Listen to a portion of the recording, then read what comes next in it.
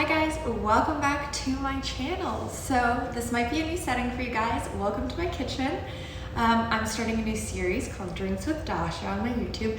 If you follow me on Instagram, you already know that I've done this a few times on there. I have a couple of good drinks, but I thought I'd do a little bit more in-depth on my YouTube, kind of the basic steps, because on my Instagram it's just the IGTV, so it's under 3 minutes. So I thought I'd just dive on in, make some good cocktails, mocktails, and iced coffee drinks. So if you like this series, let me know in the comments below if you want to continue it. If you want me to try to make a drink, if you have tried my drink recipes, definitely let me know below. And a lot of these you'll be able to kind of tailor to your own likes, dislikes, but I have a lot of variations. So without further ado, let's get right into the video.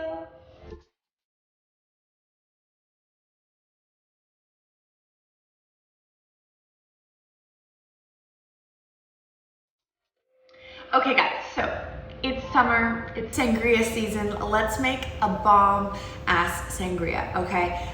The best I've ever had was in Spain, obviously Spanish sangria, duh, but in this little bar, and they marinated the fruit in like I believe it was banana rum, which is kind of hard to come by. If you have banana liqueur, that would work great. I don't have any of those, so I'm gonna just make a sangria my way with what I have right now.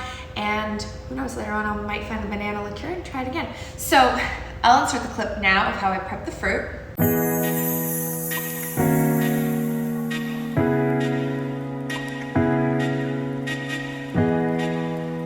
This has been sitting in the fridge for about an hour and a half.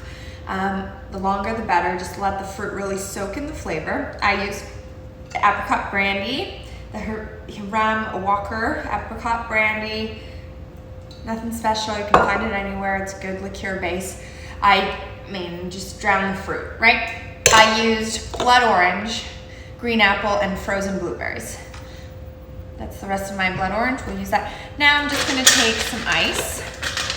Honestly, this good Spanish sangria, you don't, here you get it and it's all watered down and like, you don't need that. So I'm gonna just use this Bordeaux. Pour her in, and I may or may not top it off. Let me give her a taste.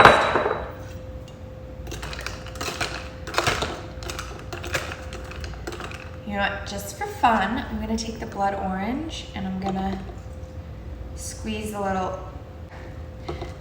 This drink is perfect. I know Memorial Weekend Day just passed. Memorial Weekend Day, wow, I swear this is, I haven't had a drink yet. Memorial Day weekend, I can't talk. Okay, give her a stir.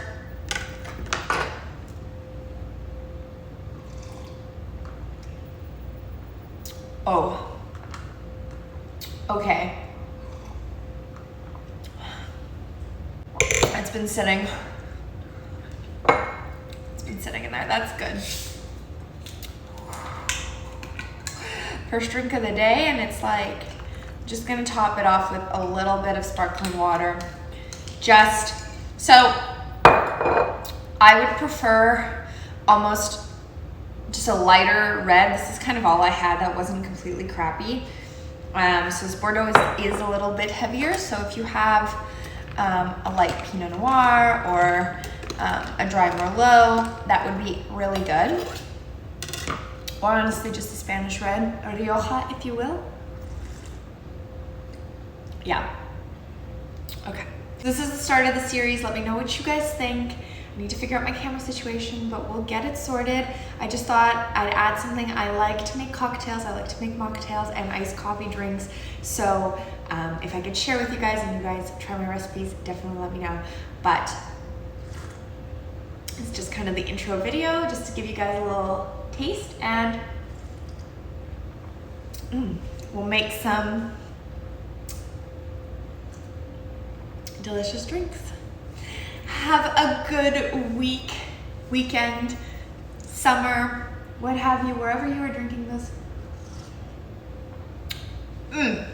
Really the key is dicing up the fruit really little and marinating it in something. You could use, I've heard of using rum and spiced rum, just like plain flavored, probably really good too. I don't like sangria that's made with vodka, just not my jam. I like more of a traditional flavor. Always a red. I don't like white sangria, but I might make some for you my way.